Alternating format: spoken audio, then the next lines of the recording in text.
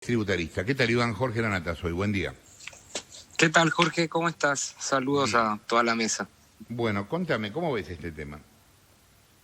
A ver, yo discrepo un poco con tu opinión porque lo que se crea, para que la gente entienda, es un régimen de información. De información que el fisco ya la tiene, porque recordemos que toda la emisión de facturas, todo el registro de las actividades que se realizan desde que nacemos hasta que morimos, hoy por hoy el fisco, si quiere, cuenta con esa información. Perdón, Por Iván, lo pero tanto, si el tipo factura sí. en negro, no la tiene el fisco. Pero si factura en negro tampoco va a presentar este régimen de información. Con lo cual hay un cierto grado de hipocresía por parte de la AFIP. La informalidad, de la única forma que se combate es bajando la presión impositiva, no subiéndola y generando mayor burocracia. Estoy de acuerdo con eso. Pero a lo que voy, Jorge, es que toda esta información el fisco ya la tiene. Nosotros los contadores nos transformamos en gestores de entregar información al fisco, información totalmente innecesaria. El fisco siempre caza en el zoológico. Claro que caza en el zoológico, pero a su vez acá creo que hay otra connotación que no podemos dejar de lado, que es que hace 6 años existía un proyecto del actual gobernador Kicillof de crear un impuesto a los inmuebles ociosos. Y hay una connotación respecto a la identificación de aquellos inquilinos con la imposibilidad de acceso a la vivienda. Este sentido, de alguna manera, que existe y que claramente se está planteando ya a partir de la ley de alquileres, lo que genera es mayor informalidad en el registro de las actividades y genera el efecto contrario al buscado. Va a generar más evasión. Va a generar más evasión y a su vez lo que genera es mayor costo burocrático. O sea, es pagar un costo administrativo para llevar el registro de todo esto para que nadie lo mire. Después, cuando el fisco necesita información del contribuyente, lo vuelve a requerir, y esa información que de alguna manera lo que hace es generar mayor burocracia, mayores trabas y mayor precio al evasor. Le sube el precio al evadir, porque claramente las decisiones que se toman a partir de esto no es, ahora voy a formalizar, porque el fisco no puede tomar control de absolutamente todas las actividades que se hacen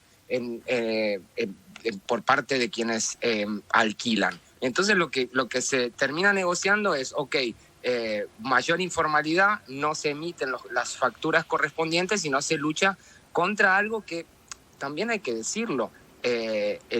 La recaudación, por lo que tiene que ver por la actividad inmobiliaria, es bastante baja, porque los inmuebles que se alquilan están exentos del impuesto al valor agregado siempre que sean para vivienda, y por lo tanto ni siquiera se tiene que pagar el monotributo, solo se tributa el impuesto a las ganancias una vez al año, con lo cual el grado de evasión sobre lo que es la actividad inmobiliaria viene más que nada por lo que son las transacciones de compraventa de inmuebles, en donde es verdad se genera gran parte del dinero negro o de la informalidad de la economía argentina, pero no en lo que tenga que ver con los arrendamientos o alquileres, porque claramente es de las actividades más o menos gravosas de alguna forma desde el punto de vista impositivo. Martín.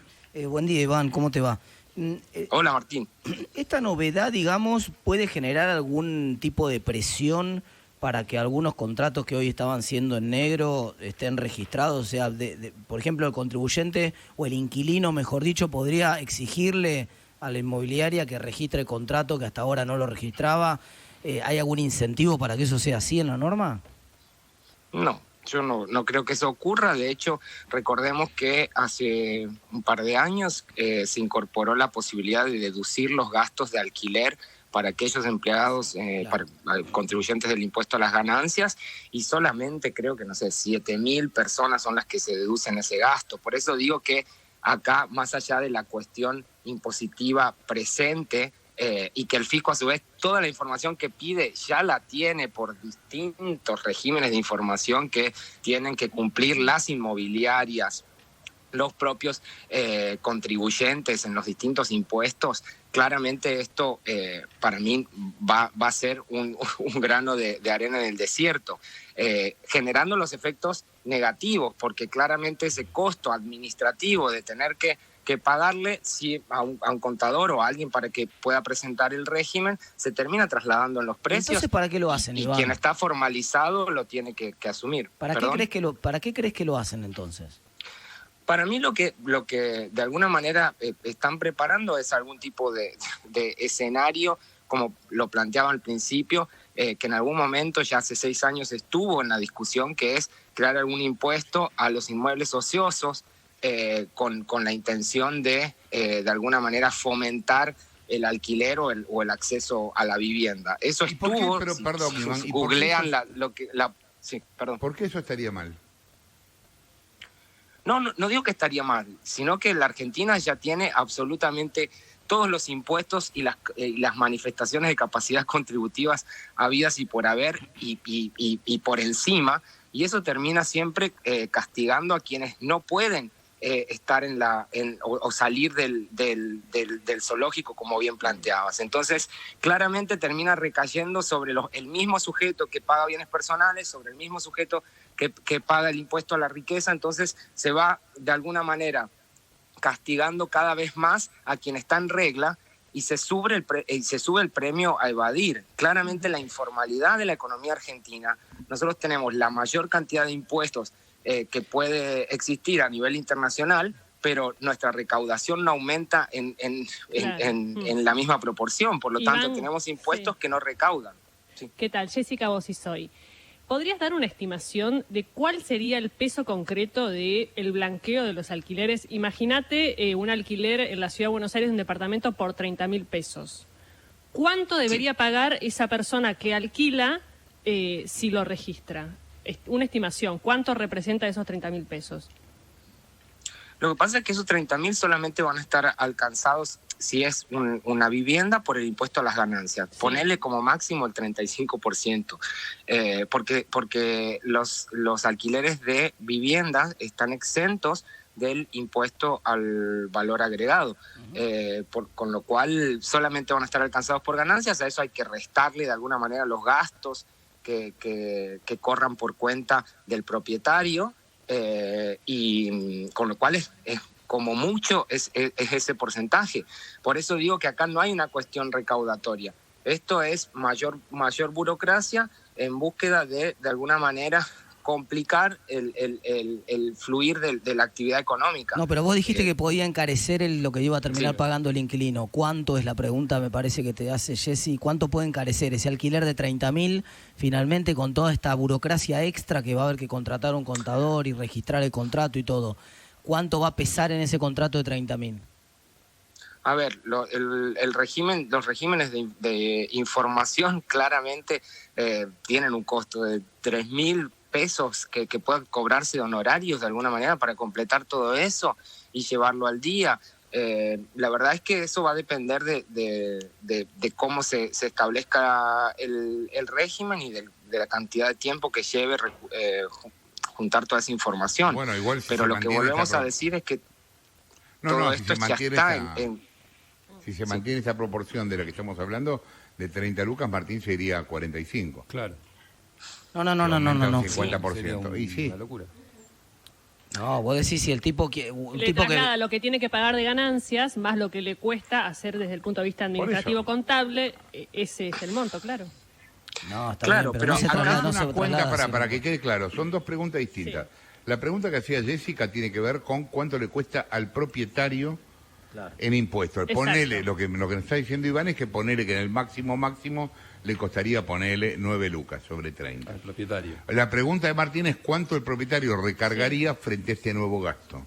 Y yo lo que estoy haciendo es una cuenta respecto de cuánto aumentó el mercado después de la sanción de la ley. Si aumentó un 54, se iría de 30 a 45, ponele, o a más. Está bien.